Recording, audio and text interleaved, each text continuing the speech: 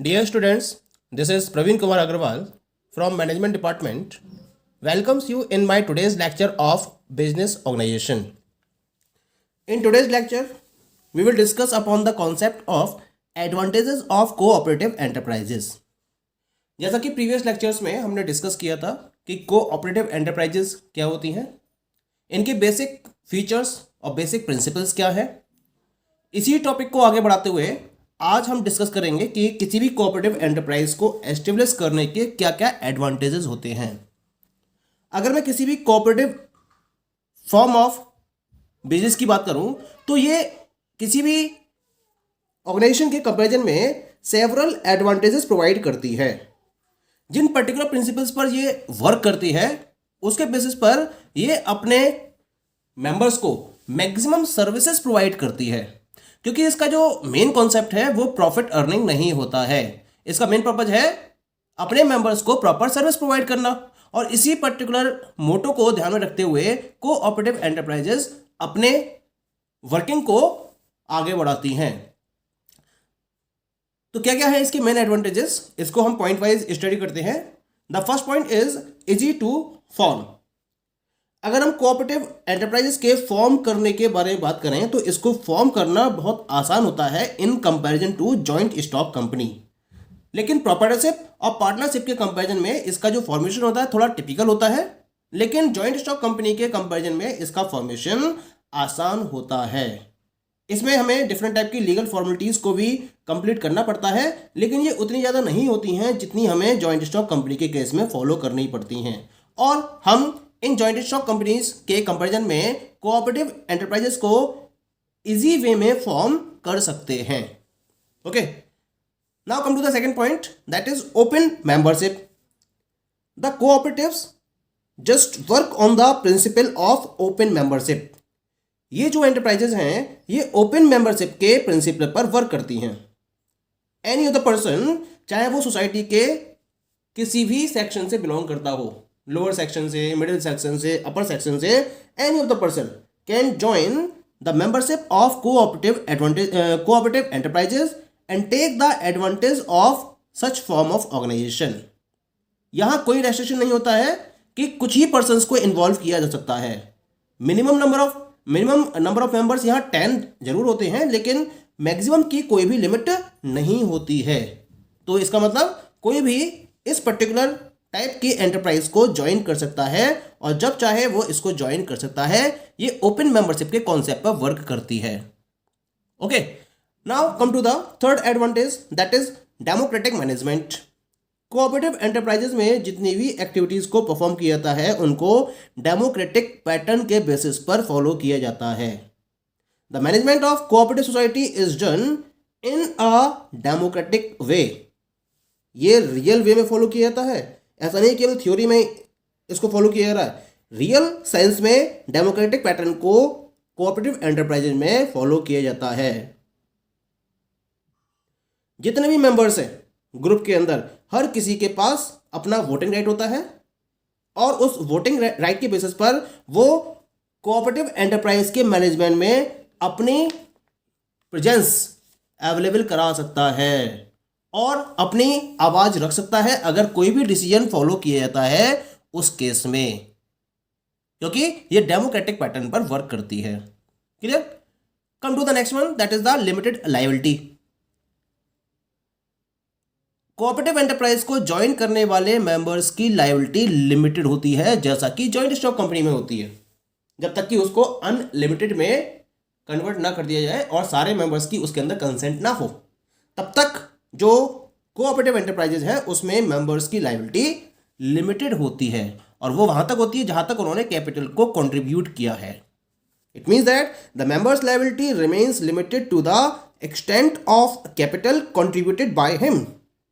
वो personally liable नहीं होता है अगर जब तक कि उसने अनलिमिटेड लायबिलिटी के लिए अपनी कंसेंट ना दे रखी हो, तब तक वो पर्सनली लायबल नहीं माना जा सकता। Clear? Next one is the stability and continuity.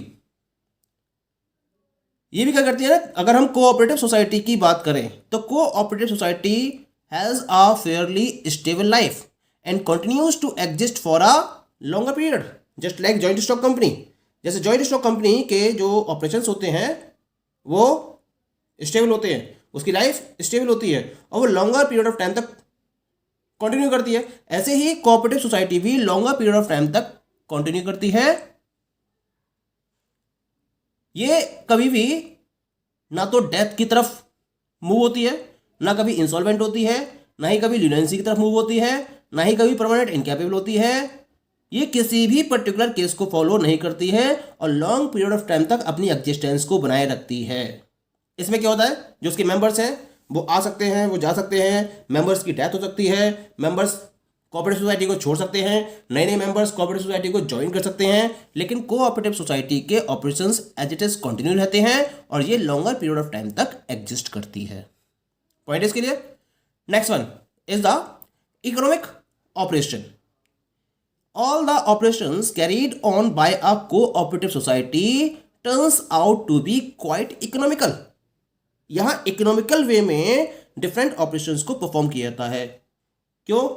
क्योंकि इसका पर्पज क्या है, सर्विस मोटिव, ना कि प्रॉफिट मोटिव। और ऐसा करने के लिए ये एंटरप्राइजेस क्या करती हैं, ये वेस्ट को अवॉइड करती हैं और जो भी अननेसेसरी एक्सपेंडिचर्स हैं उनको ये रिड्यूस कर देती हैं।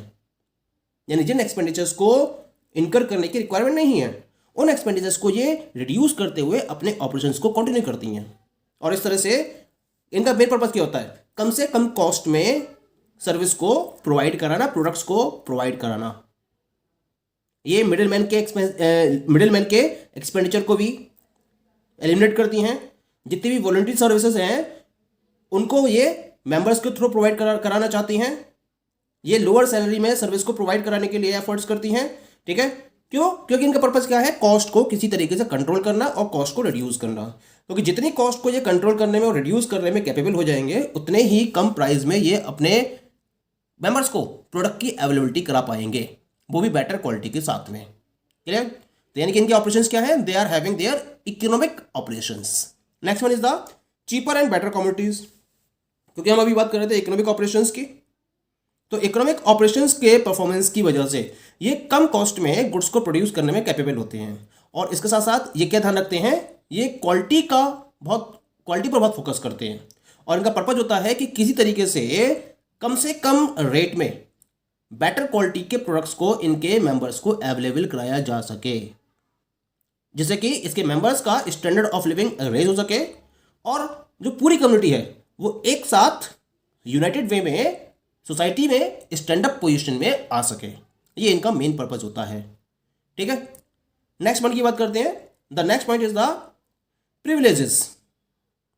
प्रिविलेजेस का मतलब क्या है, ये गवर्नमेंट के पॉइंट ऑफ व्यू से हम इस पॉइंट को डिस्कस करेंगे। प्रिविलेजेस को these are the points.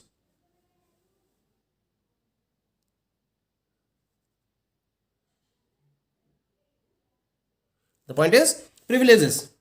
Government has granted several privileges to cooperative societies and legislative provisions to regulate them. यानी कि गवर्नमेंट ने डिफरेंट टाइप के प्रिविलेजेस दे रखे हैं इन्हें, यानी कि एडवांटेजेस दे रखे हैं इन्हें। और इन पर्टिकुलर जैसे सब्सिडीज प्रोवाइड करती है गवर्नमेंट, या फिर टैक्स में रिबेट दे देती है इनको, या टैक्स में डिडक्शन दे देती है। ठीक है, तो इस सब का पर्पज क्या है, इन सब का पर्पज है क्योंकि ये सोसाइटी की सर्विस को फॉलो कर रहे हैं। तो गवर्नमेंट भी क्या करती है, इनको इन स्पेशल प्रिविलेजेस को फॉलो करते हुए एनकरेज करती है कि ये ज़्यादा से ज़्यादा कोऑपरेटिव सोसाइटीज़ को ओपन किया जाए और उससे जो सोसाइटी का बैकवर्ड सेक्शन है उसको प्रॉपर्ली कंप्लीट सर्विसेज प्रोवाइड की जाए। इसी पर्पज को ध्यान में रखते हुए गवर्नमेंट की तरफ से भी डिफरेंट टाइप के प्रिविलेजेस प्रोवाइड किए जाते हैं। क्लियर? और ये प्रिविलेजेस अगर जॉइंट स्टॉक कंपनी की बात करी जाए तो उनमें ये प्रिविलेजेस प्रोवाइड नहीं किए जाते हैं गवर्नमेंट की तरफ से, क्योंकि उनका पर्पज होता है प्रॉफिट मोटिव, जबकि इनका जो पर्पज है वो है सर्विस मोटिव। और इसी पर्टिकुलर मोटिव से इंप्रेस होकर जो गवर्नमेंट है वो इन्हें टैक्स रिडक्शन या टैक्स डिडक्शन, सब्सिडीज, इन जैसे डिफरेंट टाइप के प्रिविलेजेस प्रोवाइड करती रहती है। The next one is the state patronage. जैसे मैंने प्रिविलेजेस में बात किया था, तो अब 9th पॉइंट में हम स्टेट पैट्रोनेज की बात करते हैं। Government has been assisting the cooperative societies in various ways so as to make them a success. Government भी क्या करती है, इन जो हम स्टेट गवर्नमेंट की बात करते हैं, ये जो प्रिविलेजेस है ये तो इनको सेंट्रल गवर्नमेंट की तरफ से प्रोवाइड किए जाते हैं, लेकिन जिस पर्टिकुलर स्टेट में ये कोऑपरेटिव सोसाइटीज रन कर रही होती हैं उस स्टेट गवर्नमेंट के द्वारा भी इन कोऑपरेटिव सोसाइटीज को वेरियस वे में असिस्टेंस प्रोवाइड की जाती है। जैसे अगर इनको स्टार्टअप करना है तो इनके लिए कम से कम इंटरेस्ट में लोन अवेलेबल कराना, ये स्टेट गवर्नमेंट इस पर्टिकुलर पॉइंट का ध्यान में रखती है, या उनको सब्सिडीज प्रोवाइड कराई जाती है, या फिर उनको डिफरेंट टाइप की मार्केटिंग फैसिलिटीज़, टेक्निकल फैसिलिटीज़, इस टाइप की डिफरेंट टाइप की फैसिलिटीज़ प्रोवाइड की जाती हैं जिससे कि इनको प्रॉपरली एनकरेज किया जा सके और इनके सक्सेस को एंश्योर किया जा सके। क्योंकि अगर कोऑपरेटिव सोसाइटीज़ अपने वर्क में सक्सेस हो जाती हैं तो उस केस में वो सोसाइटी के एक वीकर सेक्शन को अपलिफ्ट करने में कामयाब भी हो पाती हैं और उस सेक्शन को मेन स्ट्रीम से अटैच करने में कामयाब हो पाती हैं जो उनके कंट्रीब्यूशन के बिना पॉसिबल नहीं था। ठीक है, इसके साथ साथ गवर्नमेंट क्या बनाती है, डिफरेंट टाइप की पॉलिसीज को फॉर्मुलेट करती है जिससे कि उनको प्रॉपर्ली असिस्ट किया जा सके और उनको प्रॉपर्ली रेगुलेट किया जा सके। रेगुलेट करना इतना बड़ा काम नहीं है गवर्नमेंट के लिए। गवर्नमेंट मेनली जो पॉलिसीज फॉर्मुलेट करती है वो उनको असिस्ट करने के लिए करती है। रेगुलेशन उसका मेन पर्पज नहीं होता है। तो इस तरह से इनकी सक्सेस को एंश्योर करने के लिए डिफरेंट टाइप के पैट्रोनेजेस स्टेट गवर्नमेंट के साथ साथ सेंट्रल गवर्नमेंट के द्वारा भी प्रोवाइड किए जाते हैं। Okay, and the last one is the non economic benefits. Cooperation is a way of life and it is a new philosophy. जब हम किसी पर्टिकुलर एक्टिविटी को कोऑपरेशन के मीडियम से फुलफिल करते हैं तो उसके 100% सक्सेसफुल होने के चांसेस बने रहते हैं। ये एक नया कॉन्सेप्ट है, एक नई फिलॉसफी है।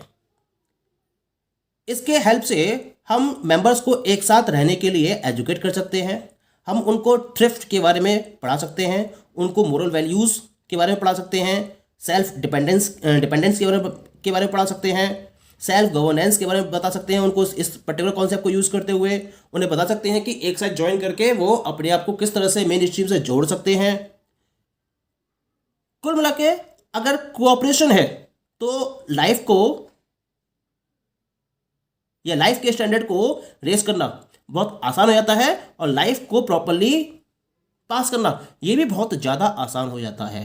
This is the spirit of cooperation which is followed by cooperative enterprises in comparison to the spirit of competition। यहाँ spirit of competition की जगह spirit of cooperation को फोकस किया जाता है और सारे मेंबर्स को एक साथ रहते हुए स्टैंडर्ड ऑफ लिविंग को रेज करने के लिए मोटिवेट किया जाता है। तो this is known as the non economic benefits. तो these all are the advantages of the cooperative enterprises. Okay, thank you.